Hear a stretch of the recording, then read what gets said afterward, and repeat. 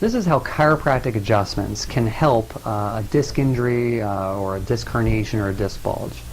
A disc bulge or disc herniation is there's pressure bearing down on the disc, and that disc is pushing back and irritating into the nerves. And chiropractic adjustments, and there's a number of different techniques, can be very helpful at easing pressure off of that structure, at gently moving and mobilizing that area in very safe and very gentle ways that can be helpful at easing pressure off that tissue and helping to allow the body's reparative process to work. So that's how chiropractic adjustments help disc issues.